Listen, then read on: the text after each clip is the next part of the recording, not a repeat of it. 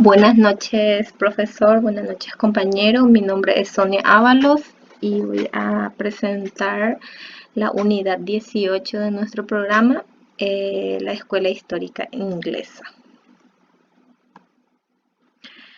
La Escuela Histórica Inglesa se da inicio en el siglo XVIII hasta mediados del siglo XIX. En este periodo se da el desarrollo del capitalismo. Para ellos, el crecimiento económico, el cual está bastante relacionado con dos temas principales: la acumulación del capital y la división del trabajo. Por consiguiente, ellos defienden la eliminación de todas las restricciones de la libre asignación de recursos para conseguir una situación de pleno empleo. La actividad económica se desarrolla en diferentes condiciones, las cuales son: los medios de producción son de propiedad privada, la descentralización del capital, la inflexibilidad de la distribución de la riqueza y la flexibilidad de los sistemas de precios. Las hipótesis y restricciones.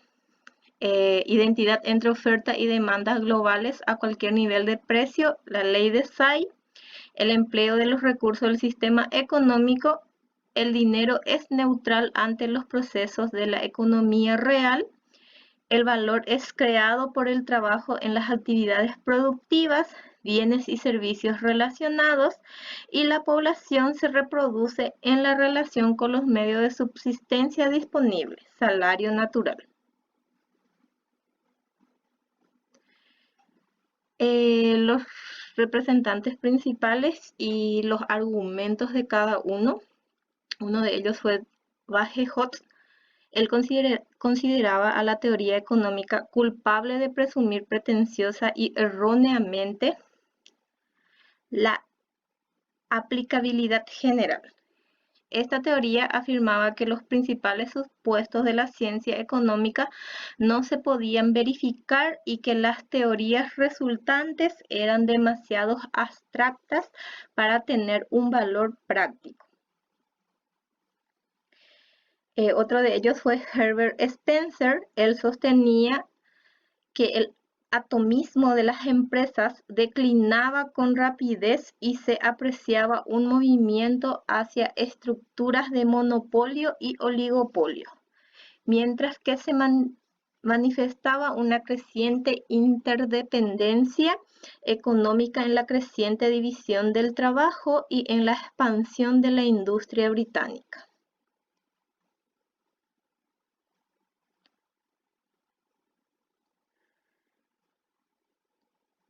Otro de los representantes fue Thomas Edward Clive Leslie. Él creía que la economía estaba moldeada por la cultura y que no existía una naturaleza humana universal que pudiese explicar la enorme variedad de normas y comportamientos descubiertos por la antropología. Insistió en el que el análisis de la demanda se debe basar en lo histórico y comparativo institucional del trabajo.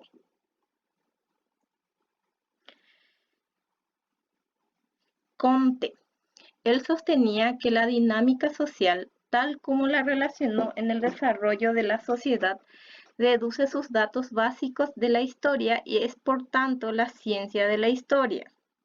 En su Historia, publicada en 1888, él sostenía que los principios generales afectan a la economía no menos que a otras ramas de la especulación social. Muestran que la idea de formar una verdadera teoría del marco económico y del funcionamiento de la sociedad con independencia de sus demás aspectos. Richard Jones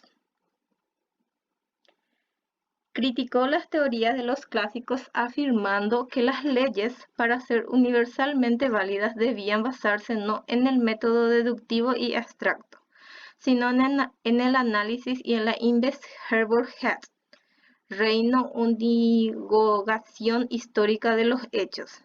se opuso a la teoría de la renta de Ricardo y a la población de Malthus. Es autor de ensayos sobre la distribución de la riqueza y el origen de los impuestos.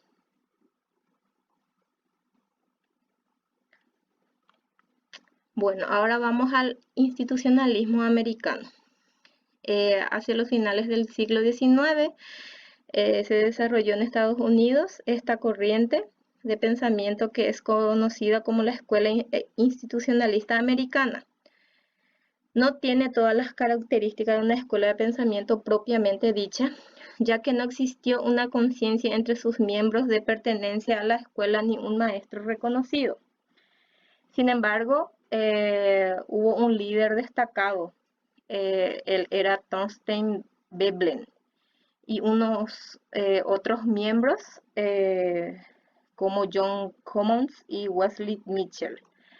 Los institucionalistas americanos fueron los primeros en destacar la importancia económica de los hábitos de conducta y de pensamiento de los grupos humanos y tratar de analizar y comprender el complejo de instituciones sociales.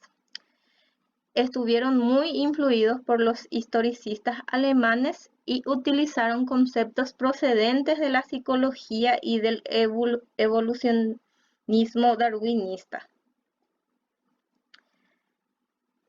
Muchas de las acertadas críticas que hicieron a los economistas de su tiempo puede seguir aplicándose hoy a muchos economistas del siglo XXI. Muchas de las propuestas de reforma que se hacen hoy día de la ciencia económica ya habían sido aplicadas por ellos. Por ejemplo, su análisis es abiertamente interdisciplinario, reconociendo como imprescindibles para la comprensión de los fenómenos económicos las aportaciones de otras ciencias. El institucionalismo no utiliza el modelo de agente económico racional y maximizador de utilidades y beneficios, tan denostado hoy día, pero que sigue subyacente en el pensamiento económico dominante. También utilizan las matemáticas, pero para ellos la matemática y la estadística son instrumentos al servicio de la teoría y no al revés, como ha sido habitual en la segunda mitad del siglo XX. No elaboran modelos matemáticos, sino que utilizan las matemáticas para medir la realidad histórica.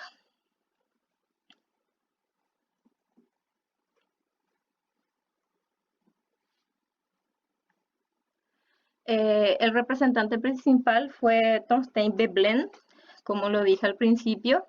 Él escribió su influyente La teoría de la clase ociosa en 1899. En él se analizaban la tendencia del capitalismo a lo que Thorstein denominó el consumo sostenible o notorio de riquezas como una manera de demostrar éxitos o logros.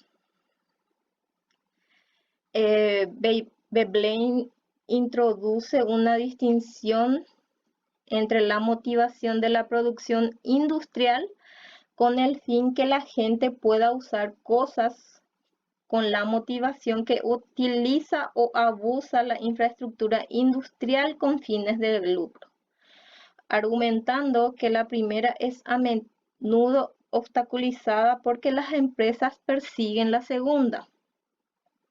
En su opinión, la producción y el avance tecnológico están limitados tanto por esas prácticas empresariales como por la existencia de monopolios. Las empresas buscan proteger sus inversiones de capital existente y recurren para ello a niveles excesivos de crédito. La naturaleza humana y método económico que utilizó Veblen, la mano invisible o la llamada ley natural, mantenían a la gente en su camino y promovían el mayor bien para el mayor número de la sociedad. Veblen rechazó esta creencia, considerándola una tontería superficial. Los humanos, en la opinión de él, son criaturas significativamente más complejas dirigidas por instintos particulares y caracterizados por un comportamiento y unos hábitos instintivos. Las personas no son calculadores instantáneos de placeres y dolores, sino más bien seres curiosos que por naturaleza dan con nuevas maneras de hacer las cosas. El análisis positivo de Veblen, la interacción de la economía y la tecnología. Veblen presentaba estos conceptos metodológicos y su psicología basada en instintos, hábitos y en el núcleo de su teoría positiva del cambio económico. Aunque su análisis puede aplicarse a instituciones específicas, el diseño general de su teoría incorporaba una gran visión del cambio institucional de carácter económico. Él desarrolló una ciencia evolutiva de la economía basada en instituciones permanentemente cambiantes. Él identificaba dos grupos de instituciones tecnológicas y ceremoniales. Él pensaba que los instintos humanos eran una raíz de las instituciones humanas e identificó en especial lo que llamó instinto del trabajo eficaz y curiosidad inútil innata en los humanos como fuente de las instituciones tecnológicas dinámicas.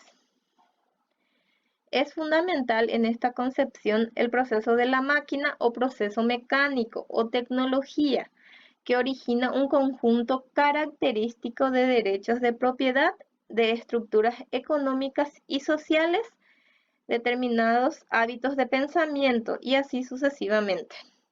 El proceso mecánico es la fuerza dinámica de la sociedad, mientras que el conjunto de instituciones ceremoniales que lo acompaña tiende a ser el resultado relativamente estático de un estado dado del proceso mecánico.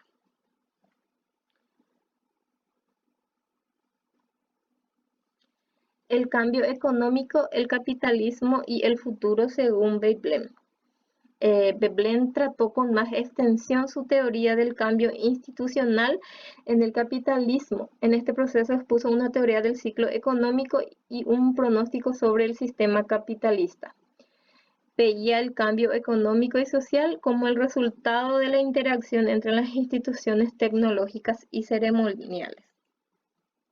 Él argumentaba que debido a que solo les interesaba ganar dinero a los hombres de negocio, administraban mal los recursos e incluso saboteaban el proceso tecnológico productivo para mantener altos los beneficios. Su objetivo es estimular e idear medios y máquinas para maximizar el producto real. Aunque ellos trabajen para los hombres de negocios y los financieros, Veblen argumentaba que cada vez que eran menos conscientes del terrible derroche que producía en la empresa de negocios. Él creía que los tipos decrecientes de beneficios llevaban a la concentración de los negocios y a otras formas de sabotaje. Las fusiones en la industria tenían lugar a fin de poder evitar a las reducciones de la capitalización total. El futuro del capitalismo.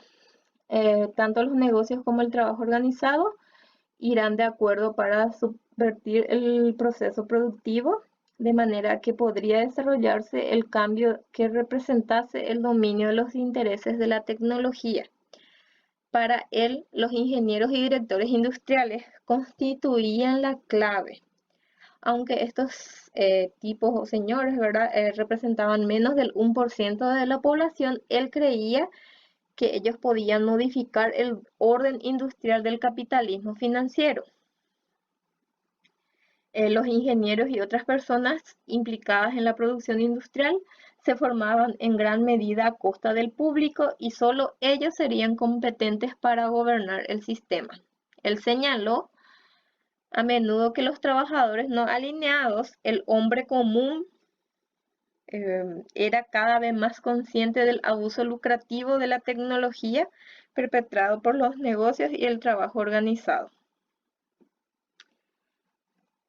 Después existieron otras generaciones que se les denominaba veblenianos. fueron tres, entre ellos está Commons, Mitchell y Ayres. Commons nació en Ohio y trabajó como graduado en la Universidad de Johns Hopkins. Era menos un teórico que un firme defensor de la reforma económica y social lograda a través de regulaciones codificadas. Eh, Él tuvo varias publicaciones que fueron una mezcla de crítica, demanda de reforma social, información histórica e empírica e ideas clásicas socialistas y marginalistas. Commons destacó el derecho y los tribunales como los elementos convulsivos del sistema económico. Mitchell fue un discípulo de Veblen. Fue uno de los tres economistas americanos más famosos de su generación. Dio a la economía en general y a la economía institucionalista en particular un fundamento estadístico. Él analizó los auges y depresiones desde el siglo XIX hasta el pánico monetario de 1907, utilizando magistralmente datos construidos sobre cotización de bonos, producciones, salarios, precios de mercancía, stock monetario y velocidad monetaria. Su aproximación al análisis económico, la teoría interrelacionada con la aplicación empírica, tuvo profundo impacto en la dirección tomada por los estudios económicos en la Norteamérica del siglo XX. Ayres estaba empapado de filosofía, pero su orientación particular se inspiraba en la aproximación pragmático-instrumentalista de John Dewey en términos de política económica. Él defendía modificaciones liberales y pragmáticas del capitalismo, parecidas a las de Commons, pero rechazaba el socialismo y el fascismo. Ayres sostenía que la tecnología era un valor absoluto hacia el que la sociedad tenía que gravitar. Él hablaba de un proceso vital al que las instituciones contribuían o no contribuían. La plena producción, le decía él, ¿verdad? Que incluía la maximización de la creatividad humana, las actividades artísticas, etc. En su opinión, la tecnología era un valor íntimo, un valor último, porque solo ella era independiente de consideraciones culturales. Después,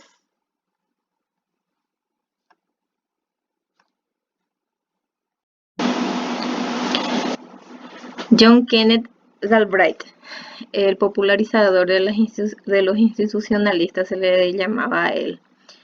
Él escribió un buen número de libros influyentes y heterodoxos sobre el sistema económico y social. En parte, sus obras es un depósito moderno del pensamiento heterodoxo. Su pensamiento incluye elementos de muchos autores de esa tradición, especialmente el de Veblen. Aunque los objetivos intelectuales de él han sido amplios, se identifican dos ideas genuinamente galbardianas, como él le llamaba.